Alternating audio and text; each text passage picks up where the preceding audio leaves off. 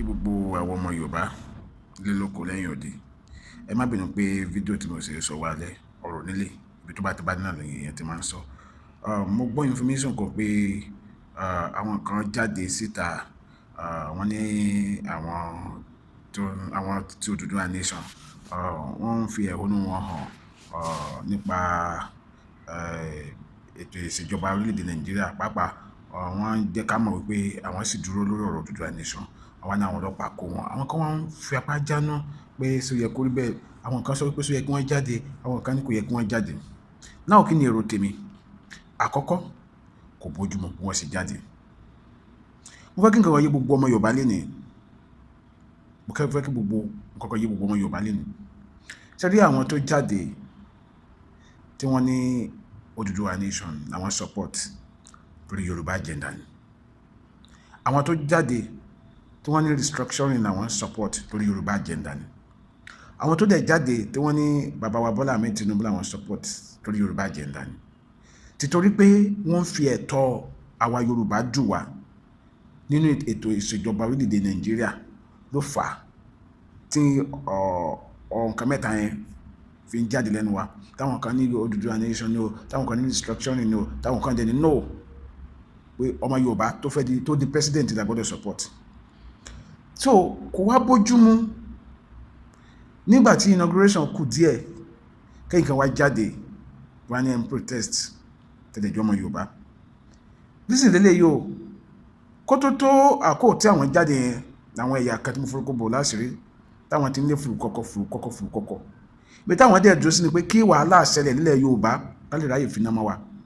Torí ìyá rí pé nínú ìwé ìtàn target wọn fún protest wọn ní Lagos State, which is Yorùbá land. Ibẹ̀ dẹ̀ ni gbogbo asset Nàìjíríà wà. Ibẹ̀ dẹ̀ ni Yorùbá gan gbójúlé. Tẹ́ Odùduwà nation gan ibẹ̀ náà lẹ̀ gbójúlé pé ibi àmúyan gan yín. Àwọn kan dẹ̀ ń dúró nídúró pé kí wàhálà ṣẹlẹ̀ ká tibẹ̀ enter wa. So kì í ṣàwálú ẹ̀ ká wá careless to that extent. Àkọ́kọ́ ni ẹ̀.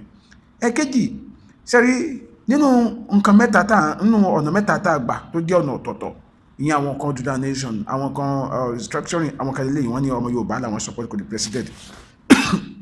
Ìkàtí bọ́ọ̀sì. Now, ọmọ Yorùbá ti di ààrẹ báyìí, àbí? Ó ti di ààrẹ.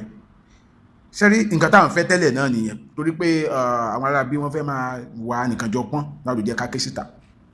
Ká ní ọmọ Yorùbá náà ti ń ṣe president bọ̀ látọjọ́ ìwà ní ké síta. Ẹ wá jẹ́ kí a fọwọ́ lẹ́rán ká wá wo ìtútù ọmọ Yorùbá tó ṣe president yẹn fẹ́ pa. But mo fẹ́ kí nǹkan yé wa. Ẹ má expect pé ọmọ Ìgbò ló máa wá gba ẹ̀tọ́ Yorùbá fún Yorùbá. Ẹ má dẹ̀ rò pé ọmọ Hausa tàbí Fúlàní tàbí ẹ̀yà kan ló máa gba ẹ̀tọ́ Yorùbá fún Yorùbá. Àwa náà la máa gba ẹ̀tọ́ ara wa fúnra wa. So tí ọmọ Yorùbá bá ṣe president ń sìn, tí ò bá ti wárí àwọn nǹkan yẹn correct, anybody máa ever agitate fún nǹkan kan mọ́ pé Odùduwà nation àbí nǹkan kan ká ti mọ̀ pé fúnra wa là ń ṣera wa. Torí Yorùbá ní kò sí tó bá gbé ọkọ́ fún wèrè àkàtà rẹ̀ láàrò kò sí. Tọ́mọ Yorùbá tó wá ṣe president ń sìn ò bá tó wá rò kò sí àkàtà rẹ̀. Definitely kì í ṣe pé àwọn kan ló mú wa lẹ́rú nìyẹn. Anybody mú wa lẹ́rú dẹ̀ a jẹ́ wípé àwa là ń ṣera wa. Ó yé wa? With that, anybody máa sọ pé òun fẹ́ agitate nǹkan kan mọ́ ká kú mọ̀ pé àwa náà là ń ṣera wa, kò ṣe pé Ìgbò kan Hausa kan Fúlàní kan ló ń ṣe wa.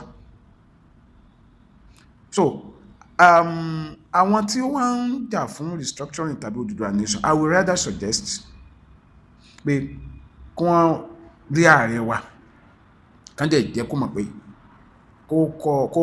kó ṣe nǹkan mánigbàgbé nípa ríra ààyè fún ìran Yorùbá nínú ètò ìṣèjọba orílẹ̀-èdè Nàìjíríà tó jẹ́ pé a ra ààyè fún wa.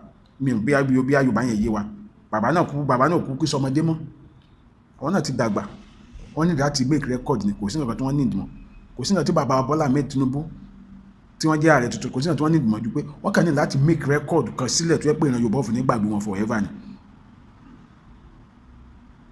So èmi bá ní kẹ́yìn ẹ̀yin bàbá, ẹ̀yin lọ́ba, ẹ̀yin lóyè, ẹ̀yin ọ̀tọ̀kùlú ìlú, ẹ̀yin ìránṣẹ́ Ọlọ́run nílẹ̀ Yorùbá, ẹ̀yin aṣáájú ẹ̀sìn gbogbogbò, aṣáájú ẹgbẹ́ lọ́lọ́kan-ò-jọ̀kan, ẹ ṣe ìpàdé ìdánkọ́ńkọ́ pẹ̀lú bàbá yẹn pé a fẹ́ kó ra ààyè fún ìran Yorùbá nínú ètò ìṣèjọba orílẹ̀-èdè Nàìjíríà tó ṣe pé a ní dín nǹkan fọwọ́rọ́ sẹ́yìn mọ́ lórílẹ̀‐èdè wa ó jẹ́ bó ṣe jẹ́. Orúkọ mi ni Adéọmọdé lẹ́ẹ̀kan sí. Ẹ má gbàgbé ẹ bá mi pín fídíò ìkiri, ẹ ti bá mi subscribe sí Adéọmọdé lórí YouTube. Ó dàbọ̀.